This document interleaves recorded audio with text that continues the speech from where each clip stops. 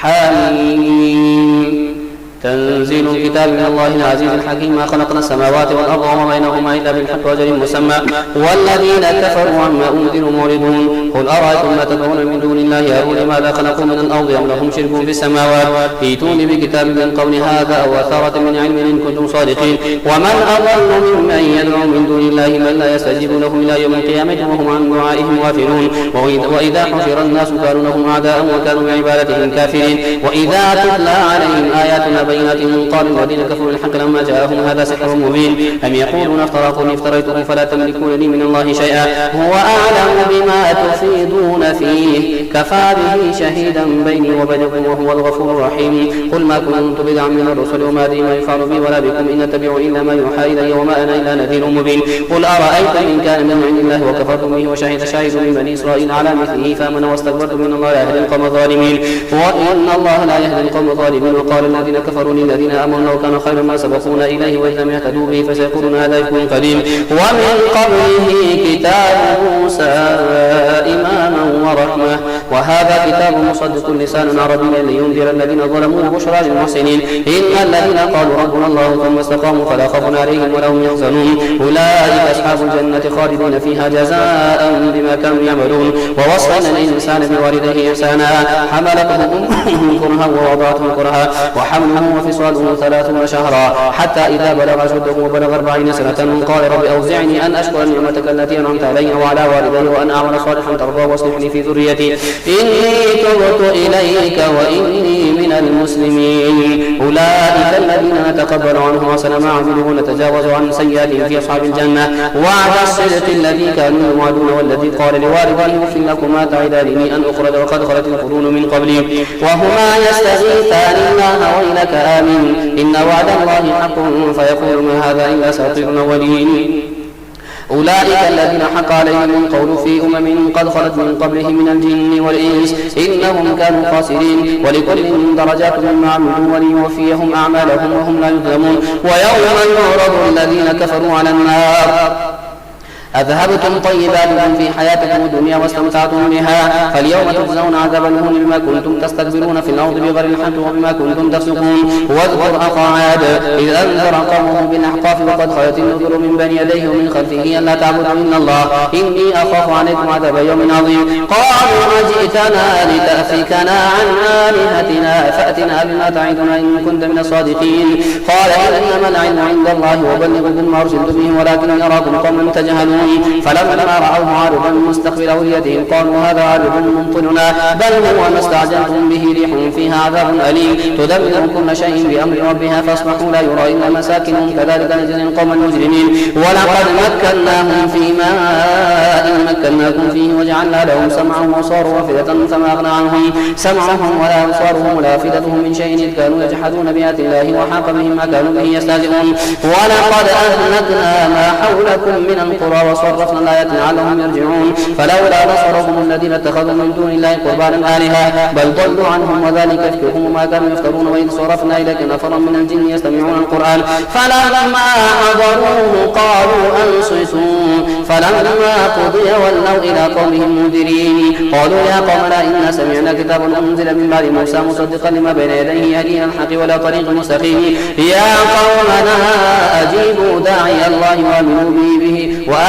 يغفر لكم من ذنوبكم ويجركم من عذاب أليم. ومن لا يجب داعي الله فليس بمعجز في الأرض وليس له من دونه أولياء أولئك في ضلال مبين. أولم يروا أن الله الذي خلق السماوات والأرض ولم يعي بخلقهن بقادر على أن يحيي الموتى بلى إنه على كل شيء قدير. ويوم يعرض الذين كفروا على النار أليس هذا بالحق قالوا بلى وربنا قال فذوقوا العذاب بما كنتم تكفرون. فاصبر كما صبر أولو العزم من الرسل ولا تستعجل لهم كأنهم يوم يرون ما يوعدون لم يلبثوا إلا ساعة من نهار بلاغ فهل يهلك إلا القوم الفاسقون. الذين كفروا وصدوا عن سبيل الله أضل أعمالهم والذين آمنوا وعملوا الصالحات وآمنوا بما نزل على محمد وهو الحق من ربهم كفر عنهم سيئاتهم وأصلح بالهم ذلك بأن الذين كفروا اتبعوا الباطل وأن الذين آمنوا اتبعوا الحق من ربهم كذلك يضرب الله للناس أمثالهم فإذا لقيتم الذين كفروا فضرب الرقاب حتى إذا أثخنتموهم فشدوا الوثاق فإما منا بعد وإما فداء حتى تضع الحرب أوزارها ذلك ولو يشاء الله لانتصر منهم ولكن يبلو بعضهم ببعض الذين قتلوا في سبيل الله فلن يضل أعمالهم سيهديهم ويصلح بالهم ويدخلهم الجنة عرفها لهم يا أيها الذين آمنوا إن تنصروا الله ينصركم ويثبت أقدامكم والذين كفروا فتعسى لهم وضل أعمالهم ذلك بأنهم كرهوا ما أنزل الله فأحبط أعمالهم أفلم يسيروا في الأرض فينظروا كيف كان عاقبة الذين من قبلهم دمر الله عليهم وللكافرين أمثالها ذلك بأن الله مولى الذين آمنوا وأن الكافرين لا مولى لهم إن الله يدخل الذين آمنوا وعملوا الصالحات جنات تجري من تحتها الأنهار والذين كفروا يتمتعون ويأكلون كما تأكل الأنعام والنار مثوى لهم وكأي من قرية هي أشد قوة من قريتك التي أخرجتك أهلكناهم فلا ناصر لهم أفمن كان على بينة من ربه كمن زين له سوء عمله واتبعوا أهواءهم مثل الجنة التي وعد المتقون فيها أنهار من ماء غير آسن وأنهار من لبن لم يتغير طعمه وأنهار من خمر لذة للشاربين ونهار من عسل مصفى ولهم فيها من كل الثمرات ومغفرة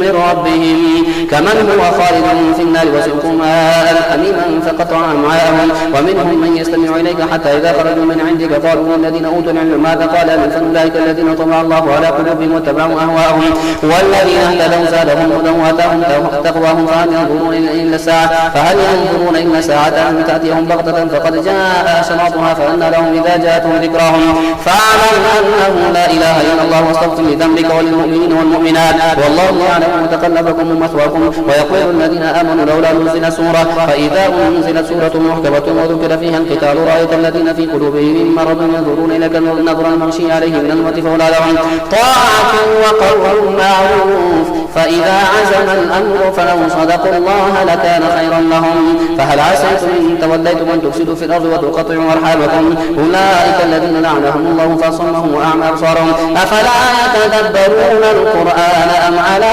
قلوب أقفالها إن الذين ارتدوا على أدبارهم من بعد ما تبين لهم الهدى الشيطان سول لهم وأملى لهم ذلك بأنهم قالوا الذين كرهوا ما نزل الله سنطيعكم في بعض الأمر والله يعلم إسرارهم فكيف إذا توفتهم الملائكة يضربون وجوههم وأدبارهم ذلك بأنهم اتبعوا ما أسخط الله وكرهوا رضوانه فأحبط أعمالهم أم حسب الذين في قلوبهم مرض أن لن يخرج الله أضغانهم ولو نشاء لأريناكهم فلعرفتهم بسيماهم ولتعرفنهم في لحن القول والله يعلم أعمالكم ولنبلونكم حتى نعلم المجاهدين منكم والصابرين ونبلو أخباركم إن الذين كفروا وصدوا عن سبيل الله وشاقوا الرسول من بعد ما تبين لهم الهدى لن يضروا الله شيئا وسيحبط أعمالهم يا أيها الذين آمنوا أطيعوا الله وأطيعوا الرسول ولا تبطلوا أعمالكم إن الذين كفروا وماتوا وهم كفار فلن يغفر الله لهم فإن الذين كفروا ثم ماتوا وهم كفار فلن يغفر الله لهم فلا تهنوا وتدعوا إلى السلم وأنتم الأعلون والله معكم ولن يتركم أعمالكم إنما الحياة الدنيا لعب ولهو وإن تؤمنوا وتتقوا يؤتكم أجوركم ولا يسألكم أموالكم إن يسألكموها فيحفكم تبخلوا ويخرج أضغانكم ها أنتم هؤلاء تدعون لتنفقوا في سبيل الله فمنكم من يبخل ومن يبخل فإنما يبخل عن نفسه والله الغني وأنتم الفقراء وإن تتولوا يستبدل قوما غيركم ثم لا يكونوا أمثالكم إنا فتحنا لك فتحا مبينا ليغفر لك الله ما تقدم من ذنبك وما تأخر ويتم نعمته عليك ويهديك صراطا مستقيما وينصرك الله نصرا عزيزا هو الذي أنزل السكينة في قلوب المؤمنين ليزدادوا إيمانا مع إيمانهم ولله جنود السماوات والأرض وكان الله عليما حكيما ليدخل المؤمنين والمؤمنات جنات تجري من تحتها الأنهار خالدين فيها ويكفر عنهم سيئاتهم وكان ذلك عند الله فوزا عظيما ويعذب المنافقين والمنافقات والمشركين والمشركات الظالمين بالله ظن السوء عليهم دائرة السوء وغضب الله الله عليهم ولعنهم وأعد لهم جهنم وساءت مصيرا. ولله جنود السماوات والأرض وكان الله عزيزا حكيما. إنا أرسلناك شاهدا ومبشرا ونذيرا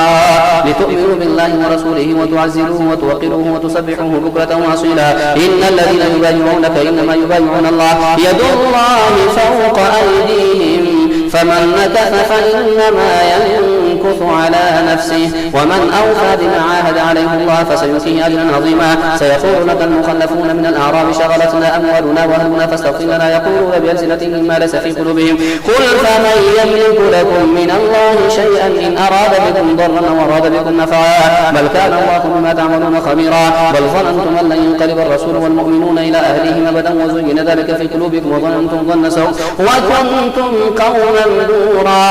ومن لم يؤمن بالله ورسوله فإنا أعتدنا للكافرين سعيرا. ولله ملك السماوات والأرض يغفر لمن يشاء ويعذب من يشاء وكان الله عزيزا حكيما. ولله ملك السماوات والأرض يغفر لمن يشاء ويعذب من يشاء وكان الله غفورا رحيما. سيقول المخلفون إذا انطلقتم من المغانم تأخذوها ذرونا نتبعكم يريدون أن يبدلوا كلام الله قل لن تتبعونا كذلكم قال الله من قبل فسيقولون بل تحسبوننا بل كانوا يكفرون إلا قليلا. قل للمخلفين من الأعراب ستدعون إلى قوم أولي بأس شديد تقاتلونهم وهم مسلمون فإن تطيعوا يؤتكم الله أجرا حسنا وإن تتولوا كما توليتم من قبل يعذبكم عذابا أليما. ليس على الأعمى حرج ولا على الأعرج حرج ولا على المريض حرج ومن يطع الله ورسوله يدخله جنات تجري من تحتها الأنهار ومن يتولى يعذبه عذابا أليما.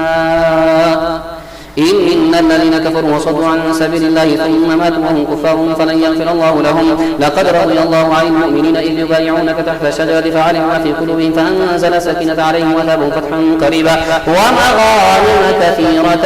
يأخذونها وكان الله عزيزا حكيما. وعليكم الله مغانم كثيرة تأخذونها فعجل لكم هذه وكف أيدي الناس عنكم ولتكون آية للمؤمنين وهديكم صراطا مستقيما. وأخرى لم تقدروا عليها قد أحاط الله بها وكان الله على كل شيء قديرا. ولو قاتلكم الذين كفروا لولوا الأدبار ثم لا يجدون وليا ولا نصيرا. سنة الله التي قد خلت من قبل ولن تجد لسنة الله تبديلا.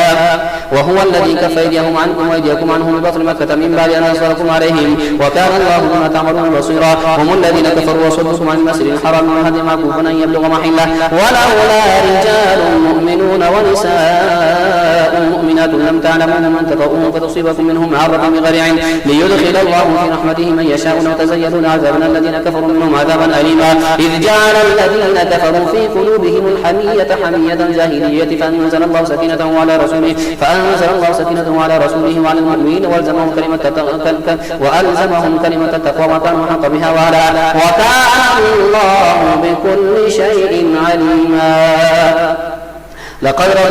وكان الله بكل شيء عليما. لقد صدق الله رسوله الرؤيا بالحق لتدخلن المسجد الحرام إن شاء الله آمنين محنقين رؤوسكم ومقصرين لا تخافون فعلم ما لم تعلموا فجعل من دون ذلك فتحا قريبا. هو الذي أرسل رسوله بالهدى ودين الحق ليظهره على الدين كله وكفى بالله شهيدا. محمد رسول الله والذين معه أشداء على الكفار رحماء بينهم تراهم ركعا سجدا يبتغون فضلا من الله ورضوانا سيماهم في وجوههم من اثر السجود ذلك مثلهم في التوراة ومثلهم في الإنجيل كزرع أخرج شطأه فازره فاستغلظ فاستوى على سوقه يعجب الزراع ليغيظ بهم الكفار. وعد الله الذين آمنوا وعملوا الصالحات منهم مغفرة وأجرا عظيما.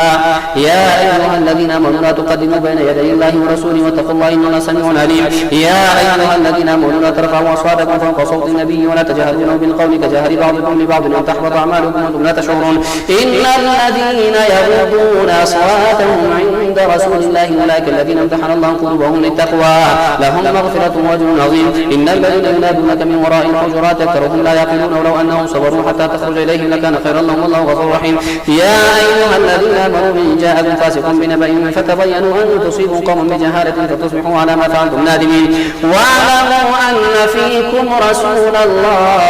لو يطيعكم في كثير من الأمر لعنتم ولكن الله حبب إليكم الإيمان وزينه في قلوبكم وكره إليكم الكفر والفسوق والعصيان أولئك هم الراشدون فضلا من الله ونعم والله عليم حكيم وإن طائفتان من المؤمنين اقتتلوا فاصلحوا بينهما فإن بغت إحداهما على الأخرى فقاتلوا التي تبغي حتى تفيء إلى أمر الله فإن فاءت فأصلحوا بينهما بالعدل واقسطوا إن الله يحب المقسطين إنما المؤمنون إخوة فأصلحوا بين أخويكم واتقوا الله لعلكم ترحمون يا أيها الذين آمنوا لا يسخر قوم من قوم عسى أن يكونوا خيرا منهم ولا نساء من نساء عسى أن يكون خيرا منهن ولا تلمزوا أنفسكم ولا تنابزوا بالألقاب بئس الاسم الفسوق بعد الإيمان ومن لم يتوب فأولئك هم الظالمون يا أيها الذين آمنوا اجتنبوا كثيرا من الظن إن بعض الظن إثم ولا تجسسوا ولا يغتب بعضكم بعضا أيحب أحدكم أن يأكل لحم أخيه ميتا فكرهتموه واتقوا الله إن الله تواب رحيم يا أيها الناس إنا خلقناكم من ذكر وأنثى وجعلناكم شعوبا وقبائل لتعارفوا إن أكرمكم عند الله يتقاكم إن الله عليم خبير قالت الأعراب آمنا قل لم تؤمنوا ولكن قولوا أسلمنا ولما يدخل الإيمان في قلوبكم وإن تطيعوا الله ورسوله لا يلدكم من أعمالكم شيئا إن الله عليم إن لا يلدكم من أعمالكم شيئا إن الله عليم بما يفعلون لا يلدكم من أعمالكم شيئا إن الله خبير ما تعملون قالت الأعراب آمنا قل لم تؤمنوا ولكن قولوا أسلمنا ولما يدخل الإيمان في قلوبكم وإن تطيعوا الله ورسوله لا يلدكم من أعمالكم شيئا إن الله غفور رحيم إنما المؤمنون الذين آمنوا بالله ورسوله ثم لم يرتابوا وجاهدوا بأموالهم وأنفسهم في سبيل الله أولئك هم الصادقون قل أتعلمون الله بدينكم والله يعلم ما في السماوات وما في الأرض والله بكل شيء عليم يمنون عليك أن أسلموا قل لا تمنوا علي إسلامكم بل الله يمن عليكم أن هداكم للإيمان إن كنتم صادقين إن الله يعلم غيب السماوات والأرض والله بصير بما تعملون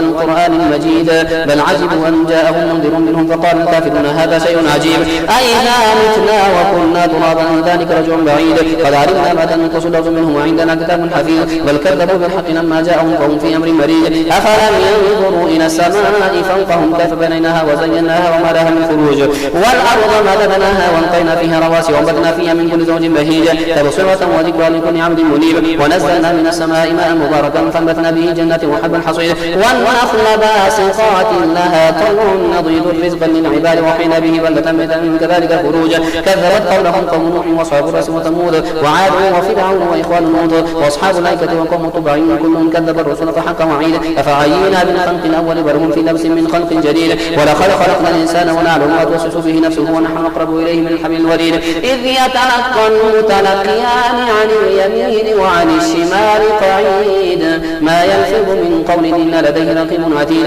وجاءت سكرة الموت بالحق ذلك ما كنت منه تحيد ونفخ في الصور ذلك يوم الوعيد وجاءت كل نفس معها سائق وشهيد لقد كنت في غفلة من هذا فكشفنا عنك غطاءك فبصرك اليوم حديد وقال قرينه هذا ما لدي عتيد القيا في جهنم كل كفار عنيد مناع للخير معتد مريب الذي جعل مع الله إلها آخر فالقيا في العذاب الشديد قال قرينه ربنا ما أطغيته ولكن كان في ضلال بعيد قال لا تختصموا لدي وقد قدمت إليكم الوعيد ما يبدل القول لدي وما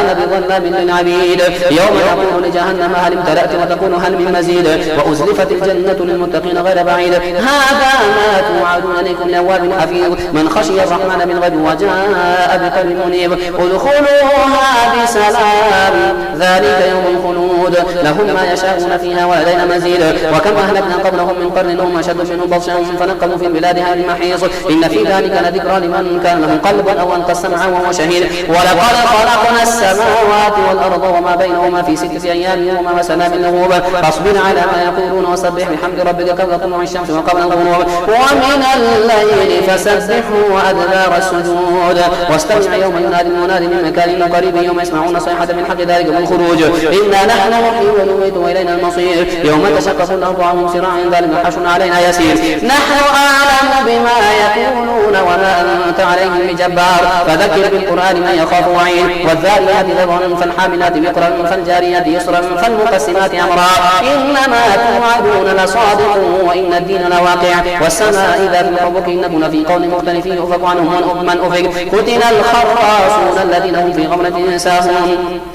يسألون أيان يوم الدين يوم هم على النار يفتنون ذوقوا فتنتكم هذا الذي كنتم به تستعجلون إن المتقين في جنات وعيون آخذين ما آتاهم ربهم إنهم كانوا قبل ذلك محسنين كانوا قليلا من الليل ما يهجعون بالأسحار هم يستغفرون وفي أموالهم حق للسائل والمحروم وفي الأرض آيات للموقنين وفي أنفسكم فلا تبصرون وفي السماء رزقكم وما توعدون فورب السماء والأرض إنه لحق مثل ما أنكم تنطقون هل أتاك حديث ضيف إبراهيم المكرمين إذ دخلوا عليه فقالوا سلاما قال سلام قوم منكرون فراغ إلى أهله فجاء بعجل سمين فقربه إليهم قال ألا تأكلون فأوجس منهم خيفة قالوا لا تخف وبشروه بغلام عليم فأقبلت امرأته في صرة فصكت وجهها وقالت عجوز عقيم قالوا كذلك قال ربك إنه هو الحكيم العليم